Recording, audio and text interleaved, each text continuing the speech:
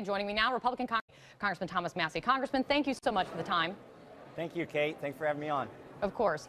You've seen these horrific images of people, children, coming out of Syria right now. No public statements no public comments from the president yesterday, but then a statement. He calls it reprehensible, but then the president blames it on Obama, saying this in part. He says these heinous actions by the Bashar al-Assad regime are the consequence of past administrations' weakness and irresolution.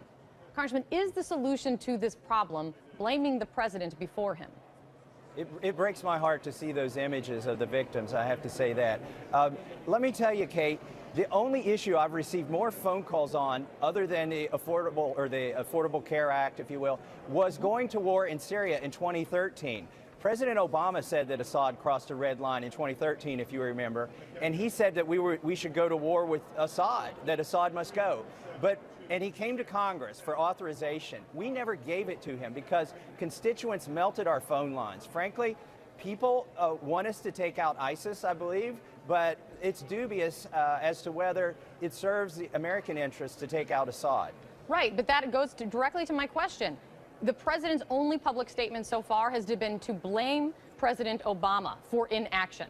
Is blaming President Obama the answer here? I don't believe so. I'm not going to blame Obama. He's gone. It's ours to deal with now. And, you know, I appreciate that President Trump campaigned on a more restrained foreign policy. And I hope that's what we see in Syria and North Korea. So you have fellow Republican John McCain. He has a very different position than you on Syria. I want to play for you what he said this morning and what he would like to hear from President Trump following this. Yeah. Listen. I want him to hear him say, we're going to arm the Free Syrian Army. We are going to dedicate ourselves to the removal of Bashar Assad. We're going to have the Russians pay a price for their engagement. The Iranians and Hezbollah are also heavily involved. All players here are going to have to pay a penalty, and the United States of America is going to be on the side of people who fight for freedom, and we will not sit by and watch chemical weapons being used to slaughter innocent women and children. That's John McCain speaking out yesterday. Yeah. Congressman, as you are against intervention. You say that is what you hear from your constituents, and you say that's what you heard from your constituents previously. But as you sit here today and you see these images coming out of the slaughter of innocent children, does that change your view? Well, with all due respect to the senator from Arizona, he's wrong.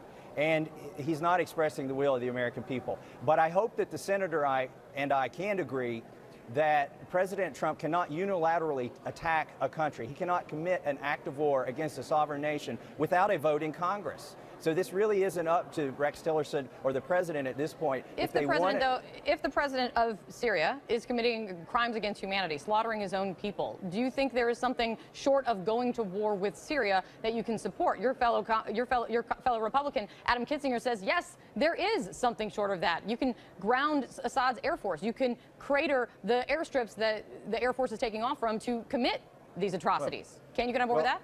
Well, I can't speak about classified information on TV, but I can tell you, according to the Washington Post, we've been spending $1 billion a year in funding the rebels in Syria to no good effect, frankly. Right, but that's not funding the rebels. What do you think about grounding? What do you think about grounding Assad's air force? Well, you know, we had testimony of Congress that said that's a virtual act of war in Syria, and that we would be at war with the Russians at that point. I think it's a bad idea. Earlier today, Congressman Bana, she's a little Syrian girl who's become really the voice of all Syrian children in this war. She spoke to CNN, and here's what she said that her wish is. Listen. I want to stop the war, and I want the children of Syria play and go to school, live in peace. Together, we can help them. Together, we can save them. To be clear, what she said right there is that's all she wants. She wants for the children of Syria to be able to play and go to school. She's pleading for help. What do you say to her, Congressman? I think what she's asking for is something that all children should enjoy. And I think that our intervention in Syria has prolonged the civil war, and it is not helping there. President Trump campaigned on a more restrained a more restrained foreign policy. And I hope that's what we see. And, you know, we haven't created a better school environment for the children in Iraq frankly, by destabilizing that country. And I don't think it serves the children of Syria or anybody in the United States to further destabilize Syria. So you say you see these, you hear that plea from her, you see the images coming out of Syria, and you think the best policy for the United States right now is to do nothing. What I'm saying is we might end up making the situation worse if we launch airstrikes, if we against their airplanes, against hard targets on the ground. So we really need to step back and take a good look at this. The first casualty of war is the truth, and it's hard to know exactly what's happening in Syria right now. I'd like to know specifically how that release of chemical gas, if it did occur, and it looks like it did, how that occurred. Because frankly, I don't think Assad would have done that. It does not serve his interests. It would tend to draw us into that civil war even further. Who do you think is behind it? Who do you think is behind it? You know, you've got a war going on over there. Supposedly that airstrike was on an ammo dump. And so I don't know if it was released because there was gas stored in the ammo dump or not. That's plausible. I'm not saying that's what I think happened, but You're more inclined to believe the position of what Bashar al-Assad is saying and what the Russians are saying right now than more inclined to believe what even your colleagues here in the United States believe is truth, that this is Assad, and what human rights observers over there say is Assad?